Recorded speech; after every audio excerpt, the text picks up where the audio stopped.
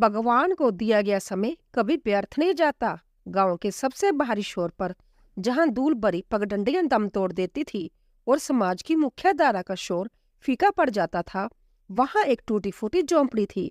जय घर था माधव का। माधव, जिसकी संपत्ति के नाम पर केवल फटी हुई धोती, एक जीर्ण शीर्ण तुलसी का चोरा और हृदय में वास करने वाले साक्षात भगवान विष्णु थे। माधव का परिवार दरिद्रता की उस पराकाष्ठा पर था, जहां अगले वक्त का भोजन कोई निश्चित योजना नहीं बल्कि एक अनिश्चित स्वप्न था। उसकी पत्नी सुमिति और 7 साल का छोटा पुत्र केशव दोनों ही कुपोषण और अभाव की मार झेल रहे थे। सुमिति की आंखों के नीचे के काले घेरे उन रातों की गवाही देते थे जो उसने केवल पानी पीकर काटी थी ताकि माधव और केशव का पेट भर सके।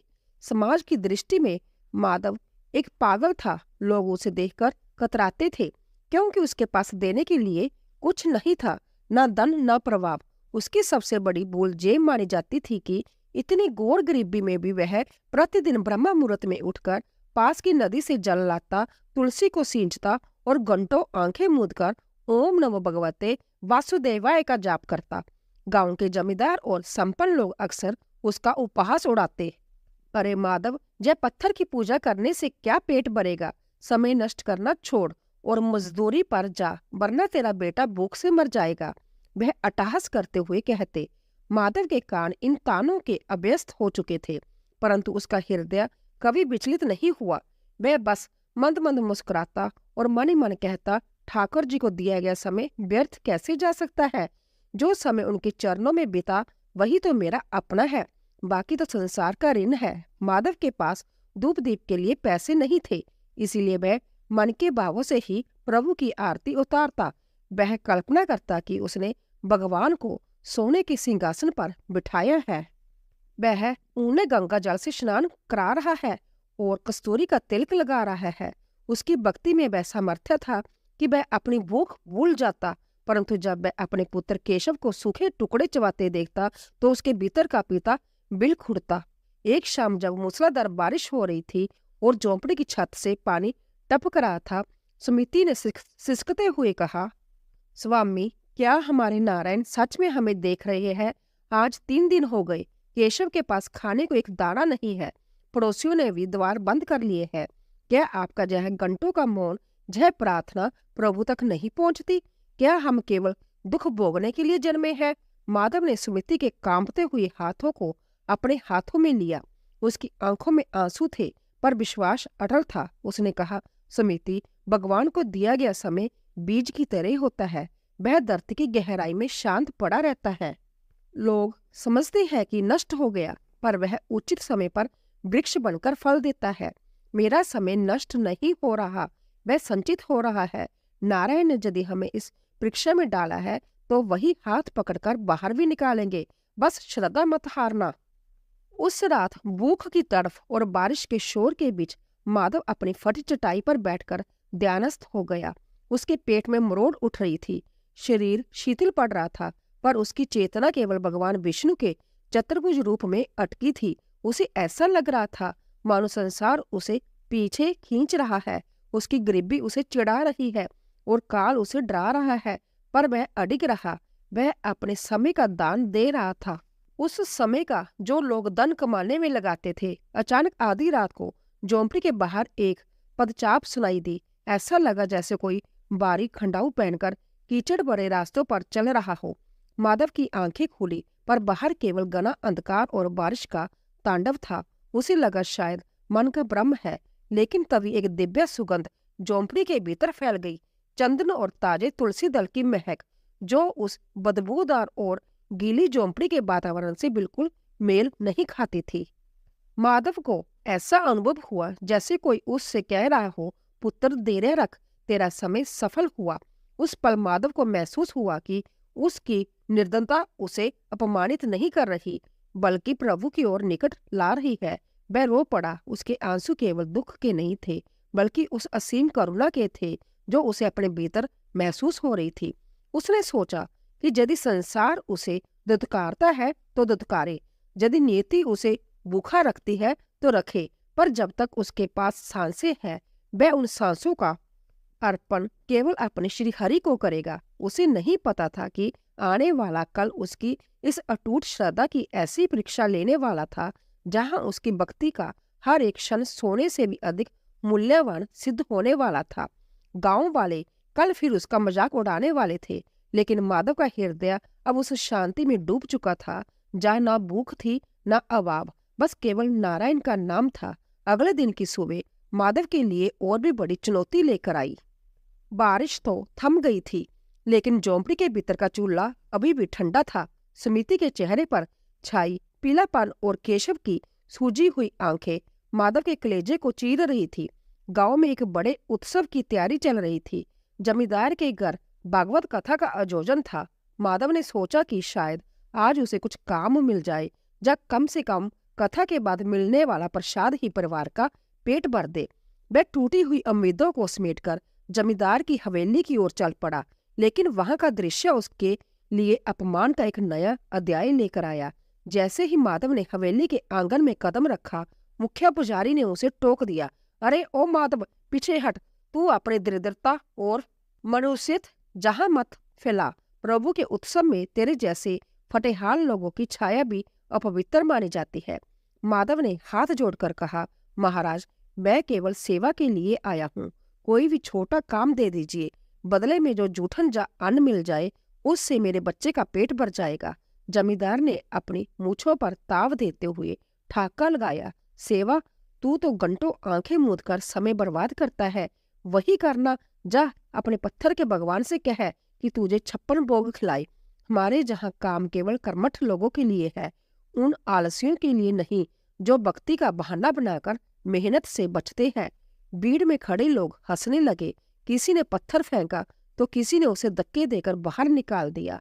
माधव की आंखों में आंसू थे, पर वह अपमान के नहीं बल्कि समाज की इस अज्ञानता पर शोक के थे। वह चुपचाप वहां से लौट आया। रास्ते में उसे एक पुराना पीपल का पेड़ मिला, जिसके नीचे बैठकर वह रोने लगा। उसके मन ही मन प्रभु से संवाद किया, हे गोविंद, क्या मेरी भक्ति इतनी अशुद्ध है कि मुझे आपके द्वार से ही लौटा दिया गया? क्या समय का दान देना पाप है? लोग कहते हैं कि समय ही धन है, और मैंने अपना सारा धन समय आपके चरणों में अर्पित कर दिया, तो क्या मैं अब संसार की दृष्टि में त्याज्य हूँ? तभी उसके अंतर्मन से एक दवनी उठी, माधव, जो संसार तुझे त्यागता है उसे मैं अपनाता हूँ। जो समय तूने मुझे दिया वह कभी व्यर्थ नहीं जाएगा। इस अनुभूति ने उसे फिर से शक्ति दी। उसने अपनी फटी धोती के कोने से आंखें पोंछी और निश्चय किया कि चाहे आज प्राण ही क्यों न निकल जाए, वह अपने प्रभु की सेवा का क्रम नहीं छोड़ेगा। वह घर लौटा तो देखा कि केशव भूख से निडाल होकर सुमिति की गोद में पड़ा था। सुमिति की आंखों के आंसू सूख चुके थे। वह पत्थर की मूरत बन चुकी थी। माधव ने घर की स्थिति देखी तो एक क्षण के लिए उसका मन विचलित हुआ। उसे लगा कि शायद वह एक असफल पिता और पति है। उसने सोचा कि क्या वह वास्तव में समय बर्बाद कर रहा है, पर जैसे ही वह अपने छोटे से पूजा स्थल के पास गया, उसे भगवान विष्णु की उस मिट्टी की प्रतिमा में एक अद्भुत चमक दिखी। उसने अपनी थकान और भूख को परे हटाकर फिर से कीर्तन करना शुरू किया। वह ऊंची आवाज में गाने लगा, श्रीमन नारायण नारायण हरि हरि। गांव के लोग जो झोंपड़ी के पास से गुजर रहे थे वह गालियां दे रहे थे, देखो घर में अन्न नहीं है और यह पागल गा रहा है। लेकिन माधव को अब कुछ सुनाई नहीं दे रहा था। उसके भीतर एक दिव्य अग्नि प्रज्वलित हो गई थी। वह नाचने लगा, गाने लगा और भगवान की बिरया में विलाप करने लगा। शाम ढलते ही एक अजीब घटना घटी। गांव का वह रास्ता जो माधव की झोंपड़ी तक आता था और जिसे लोग भूल चुके थे, वहां से एक भव्य रथ गुजरता हुआ दिखाई दिया। उस रथ पर स्वर्ण जड़ित वस्त्र पहने एक तेज पुंज युवा सवार था। वह गांव के किसी भी व्यक्ति से बात किए बिना सीधा माधव की झोंपड़ी की ओर बढ़ रहा था। गांव वाले अचंभित थे कि इतना वैभवशाली व्यक्ति इस दरिद्र की कुटिया में क्यों जा रहा है। माधव अपनी धुन में मगन था। उसे बाहर की हलचल का पता नहीं था। सुमिति डरी हुई थी। तभी रथ रुका और वह दिव्य पुरुष नीचे उतरा। उसके हाथों में सोने के पात्र थे और चेहरे पर ऐसी शोभता थी जो हजारों सूर्य की कांति को मात दे दे। उसने झोंपड़ी के द्वार पर दस्तक दी। माधव ने जब द्वार खोला तो वह सन्न रह गया। उस आंगुतक ने कहा, माधव, मैं द्वारका से आया हूँ। तुम्हारे उस मित्र ने जय सामग्री भेजी है जिसे तुमने अपना समय उपहार में दिया है। उसने कहा है कि तुमने उसके ऋण को इतना बढ़ा दिया है कि अब वह संभ्या को तुम्हारा ऋणी मानने लगा है। माधव की समझ में कुछ नहीं आ रहा था। उसने पूछा, मेरा कौन सा मित्र? मेरे पास तो कोई धन नहीं है। अंगुतक मुस्कुराया। वह मित्र जिसके लिए तुम घंटों मौन रहते हो, जिसके लिए तुमने दुनिया के तानों को सहा, उसने कहा है कि तुम्हारा दिया गया एक एक पल अब उसके खजाने में मोहरे बन गया है। जब वह पुरुष झोंपड़ी के भीतर आया तो पूरी झोंपड़ी प्रकाश से भर गई। समिति और केशव भी उठकर खड़े हो गए। उस क्षण के बाद माधव के जीवन की दिशा बदलने वाली थी, पर उसे जय नहीं पता था कि जय केवल अन्न की सहायता नहीं बल्कि साक्षात नारायण का हस्तक्षेप था। उस दिव्य आंगुतक ने जब झोंपड़ी के भीतर प्रवेश किया तो ऐसा लगा मानो दरिद्रता की कालिमा क्षणभर में ओझल हो गई हो। उस पुरुष के हाथों में जो स्वर्ण पात्र थे उनमें से ऐसी सुगंध आ रही थी जिसे सूंघते ही केशव की मूर्छा टूट गई और समिति के मुरझाए चेहरे पर ओझ लौट आया। उस पुरुष ने बड़े प्रेम से वह पात्र माधव के सामने रख दिए। उनमें केवल साधारण अन्न नहीं था बल्कि दिव्य पकवान थे। शुद्ध घी से सराबोर रोटियां, केसर युक्त खीर और ताजे फल। माधव स्तंभित खड़ा था। उसने कांपते स्वर में पूछा, महानुभाव, आप कौन है और मेरे जैसे तुच्छ मनुष्य के लिए इतना बड़ा अनुग्रह क्यों? मेरे मित्र ने जानी, मेरे गोविंद ने क्या सच में मुझे याद किया? अंगुतक ने मंद मुस्कान के साथ कहा, माधव, जब तुम संसार से आंखें मूंदकर उनके ध्यान में डूबते हो तब वह एक क्षण के लिए भी अपनी आंखें तुमसे नहीं हटाते। तुमने उन्हें अपना समय दिया जो इस संसार की सबसे कीमती वस्तु है। लोग धन देते हैं ताकि उन्हें यश मिले, पर तुमने अपना एकांत और अपना अस्तित्व उन्हें दिया। जय उसी का प्रतिफल है। और सुनो, जय केवल आज के लिए नहीं है। इतना कहकर उस पुरुष ने झोंपड़ी के एक कोने में रखे पुराने मिट्टी के घड़े को छुआ। देखते ही देखते वह घड़ा स्वर्ण मुद्राओं से भर गया। स्मृति की आंखों से अश्रुधारा बह निकली। वह उस पुरुष के चरणों में गिर पड़ी। हे देव, हमने तो केवल कष्ट ही देखे थे। आज विश्वास हो गया कि हमारे नारायण हमें भूले नहीं थे। गांव के लोग जो अब तक बाहर खड़े होकर उपहास करने की ताक में थे, यह दृश्य देखकर दंग रह गए। जो झोंपड़ी कल तक तिरस्कार का केंद्र थी, अब एक अलौकिक तेज से चमक रही थी। जमींदार, जो कुछ ही देर पहले माधव को दुत्कार चुका था, भीड़ को चीरता हुआ आगे आया। उसने जब वह स्वर्ण और वह दिव्य पकवान देखे तो उसके भीतर का लोभ जाग उठा। उसने कपटपूर्ण स्वर में कहा, अरे माधव, लगता है तेरी किस्मत खुल गई। पर जय तो देख, जय रथ और जय घुड़सवार कहीं राज दरबार के तो नहीं, कहीं तूने कोई चोरी तो नहीं की? अंगुतक ने जमींदार की ओर देखा और उसकी एक दृष्टि मात्र से जमींदार का अहंकार थर थर कांपने लगा। अंगुतक बोला, जय धन उस बैंक का है जहां भक्ति जमा की जाती है। तुमने समय का व्यापार किया, इसीलिए तुम कंगाल हो। माधव ने समय का दान किया, इसीलिए आज यह सम्राट है। जैसे ही वह पुरुष रथ पर सवार होकर जाने लगा, माधव उसके पीछे भागा। ठहरिए, मुझे यह धन दौलत नहीं चाहिए। मुझे बस इतना बता दीजिए कि क्या मेरे प्रभु मुझसे प्रसन्न है? क्या मेरी वह प्रार्थनाएं जिनमें मैं अक्सर सो जाता था, जब भूख के कारण रो पड़ता था, उन तक पहुंची? अंगुतक ने रथ से झुककर माधव के सिर पर हाथ रखा। उस स्पर्श से माधव को ऐसा लगा मानो उसके भीतर के सारे संशय, सारी पीड़ा और सारे जन्मों की थकान मिट गई हो। उस दिव्य पुरुष ने कहा, माधव, जब तुम रोते थे तो बैकुंठ में उनका सिंहासन डोलता था। तुमने जो समय उन्हें दिया वह कभी व्यर्थ नहीं गया। वह समय अब तुम्हारी डाल बनकर हमेशा तुम्हारे साथ रहेगा। और देखते ही देखते वह रथ और वह पुरुष ओझल हो गए, जैसे वह कभी थे ही नहीं। पीछे रह गई तो बस वह सुगंध और वह अटूट विश्वास। उस रात माधव के घर में पहली बार भरपेट भोजन बना, पर माधव ने संभ्या कुछ नहीं खाया। वह झोंपड़ी के बाहर उस तुलसी के चौरे के पास बैठा रहा। उसकी आंखों से निरंतर आंसू बह रहे थे। वह सोच रहा था कि लोग कितने अज्ञानी हैं। जो भगवान को देने के लिए कीमती वस्तुओं की तलाश करते हैं। भगवान को तो बस थोड़ा सा समय चाहिए, एक ऐसा पल जहां भक्त और भगवान के बीच कोई तीसरा ना हो। सुमिति बाहर आई और माधव के पास बैठ गई। उसने धीरे से कहा, स्वामी, अब तो हमारे पास सब कुछ है, क्या अब आप आराम नहीं करेंगे? माधव ने मुस्कुराकर आकाश की ओर देखा और कहा, सुमिति, जब कुछ नहीं था तब वह मेरे साथ थे, अब जब सब कुछ है तो क्या मैं उन्हें छोड़ दूं?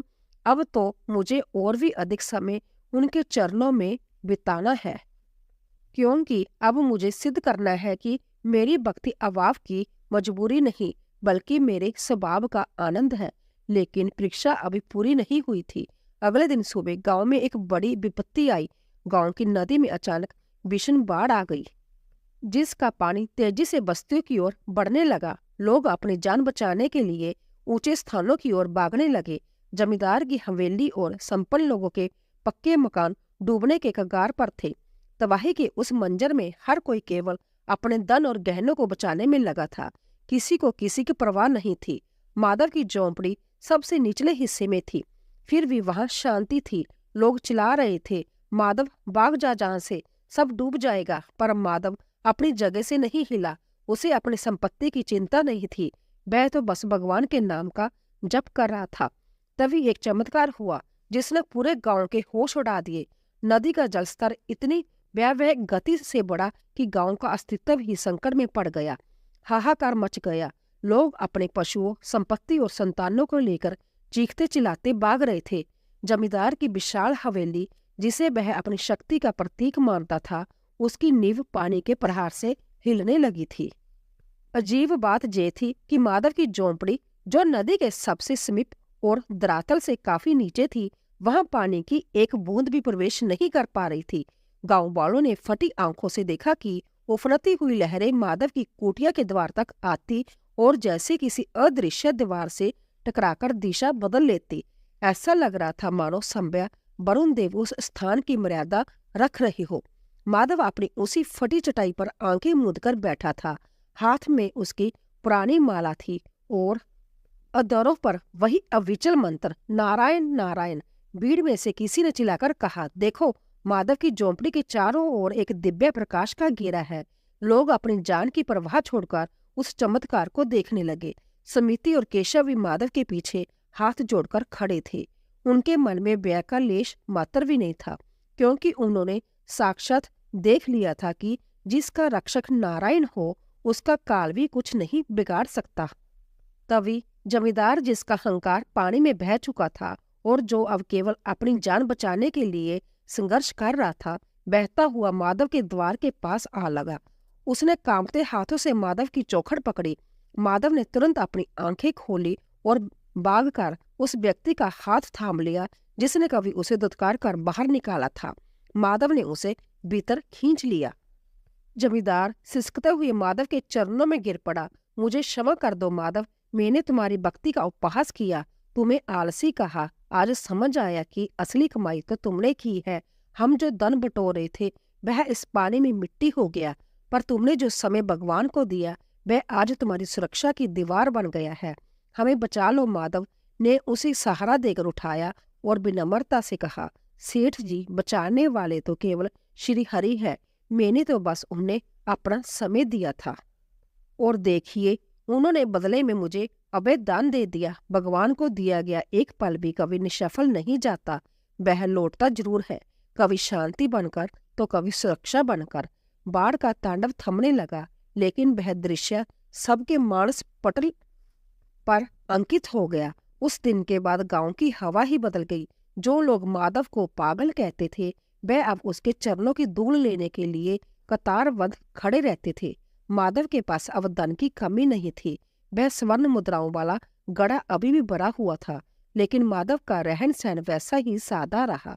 उसने उस धन से गांव में एक भव्य धर्मशाला और एक पाठशाला बनवाई, जहां निर्धन बच्चों को न केवल विद्या बल्कि भक्ति के संस्कार भी दिए जाते थे।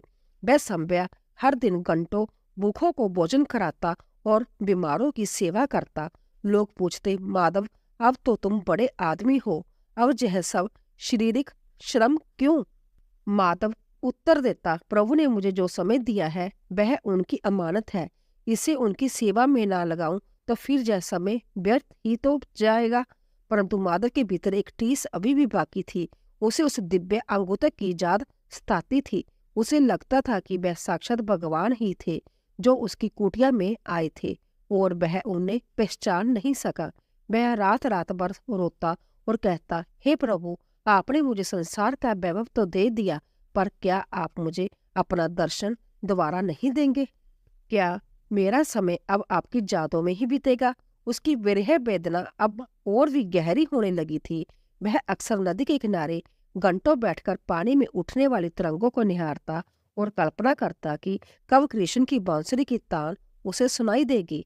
सुमिति समझती थी कि उसके स्वामी अब इस दरा के नहीं बल्कि उस पार के जगत के निवासी हो चुके हैं। एक दिन कार्तिक मास की पूर्णिमा थी। माधव नदी के किनारे मौन साधना में लीन था। पूरा गांव उत्सव मना रहा था। दीप जलाए जा रहे थे। अचानक माधव को लगा कि उसके भीतर का अंधकार पूरी तरह समाप्त हो गया है। उसे अनुभव हुआ कि जिस समय को वह व्यर्थ होने से बचा रहा था, अब वह समय ही समाप्त होने वाला है। जाने उसका जीवन का अंतिम सत्य निकट है, लेकिन उसे मृत्यु का भय नहीं था, बल्कि एक अवैधुत मिलन की आतुरता थी। उस रात उसने एक ऐसा संकल्प लिया जो उसकी भक्ति की अंतिम आहुति होने वाला था। उसने निश्चय किया कि वह अब अपनी चेतना को पूरी तरह से प्रभु में विलीन कर देगा। उसकी इस एकाग्रता ने बैकुंठ के द्वार खटखटा दिए। कार्तिक पूर्णिमा की वह रात साधारण रात नहीं थी। संपूर्ण आकाश जैसे दूधिया चांदनी में नहाया हुआ था और नदी का जल शांत, स्थिर और पारदर्शी हो गया था। माधव नदी के तट पर एकांत में बैठा था। उसके शरीर की सुध-बुध खो चुकी थी। केवल प्राणों की गति नारायण के नाम के साथ एकाकार हो रही थी। गांव वाले दूर खड़े इस महाभक्त को निहार रहे थे। तभी एक अलौकिक दृश्य घटित हुआ। नदी के बीचों बीच से एक तीव्र प्रकाश पुंज उभरा, जिसने पूर्णिमा के चंद्रमा की आभा को भी फीका कर दिया। उस प्रकाश के माध्यम से एक नील वर्ण छवि प्रकट हुई। मस्तक पर मोर मुकुट, गले में वैजयंती माला, शंख चक्र गदा पद्मधारी साक्षात भगवान विष्णु। माधव ने धीरे से आंखें खोली। उसके आराध्य उसके सामने खड़े थे। वही मुस्कान जिसे उसने अपनी बंद आंखों में वर्षों तक संजोया था। प्रभु ने अपना कर कमल माधव की ओर बढ़ाया और अंत्यत मधुर स्वर में कहा, माधव उठो, तुम्हारे समय की प्रतीक्षा अब समाप्त हुई। संसार कहता था कि तुम समय व्यर्थ कर रहे हो, पर देखो, तुमने जो क्षण मुझे दिए, उन्हीं क्षणों ने आज तुम्हारे लिए बैकुंठ का मार्ग प्रशस्त किया है। तुमने अभाव में रहकर भी कभी मेरा दामन नहीं छोड़ा, अपमान सहा, पर अपनी निष्ठा नहीं त्यागी। आज मैं संभ्या तुम्हें लेने आया हूँ। माधव की आंखों से अश्रु की अविरल धारा बह निकली। उसने प्रभु के चरणों में अपना शीश नवाया और गदगद कंठ से बोला, हे गोविंद, मैं तो अंतत तुच्छ हूँ। मेरा क्या समय और मेरी क्या सामर्थ्य? जो कुछ था वह आपकी ही कृपा थी। बस एक अंतिम प्रार्थना है, मेरे जाने के बाद सुमिति और केशव का क्या होगा? भगवान मंद मंद मुस्कुराए। माधव, जो मेरे लिए अपना वर्तमान अर्पण कर देता है, उसके भविष्य की चिंता मैं संभव करता हूँ। तुम्हारा परिवार अब केवल तुम्हारा नहीं, मेरा है। वह इस लोक में सम्मान और ऐश्वर्य के साथ रहेंगे और अंत्य मुझ में ही समाहित होंगे। उसी क्षण माधव का नश्वर शरीर निस्तेज होकर गिर पड़ा और एक ज्योति पुंज निकलकर भगवान के श्री चरणों में लीन हो गया। पूरे आकाश से पुष्प वर्षा होने लगी और देवगण दुंदुबी बजाने लगे। गांव वाले जो यह सब देख रहे थे वह सन्न रह गए। जमींदार से लेकर साधारण किसान तक सब उस स्थान पर दंडवत हो गए। उन्होंने अपनी आंखों से देख लिया था कि भक्ति की पराकाष्ठा क्या होती है। अगले दिन जहां माधव का शरीर शांत हुआ था, वहां से चंदन की दिव्य सुगंध आ रही थी। सुमिति और केशव के पास अब किसी चीज की कमी नहीं थी, पर उनका हृदय अब संसारिक वस्तुओं में नहीं लगता था। उन्होंने अपना शेष जीवन माधव के बताए मार्ग पर प्रभु की सेवा में ही समर्पित कर दिया। वह गांव जो कभी माधव का उपहास उड़ाता था, अब एक तीर्थ स्थल बन चुका था। लोग दूर दूर से उस मिट्टी को छूने आने लगे जहां एक दरिद्र भक्त ने अपने समय के निवेश से साक्षात ईश्वर को जीत लिया था। वहां एक विशाल मंदिर बनवाया गया जिसके द्वार पर स्वर्ण अक्षरों में लिखा गया, भगवान को दिया गया समय कभी व्यर्थ नहीं जाता। यह कहानी जुगों जुगों तक गूंजती रही कि मनुष्य चाहे कितना भी निर्धन हो, यदि उसके पास ईश्वर के लिए समय है तो वह ब्राह्मण का सबसे धनी व्यक्ति है। संसार की गाड़ियां रुक सकती है, संपत्ति नष्ट हो सकती है, शरीर मिट सकता है, परंतु भक्ति के उन क्षणों का हिसाब स्वयं नारायण रखते हैं।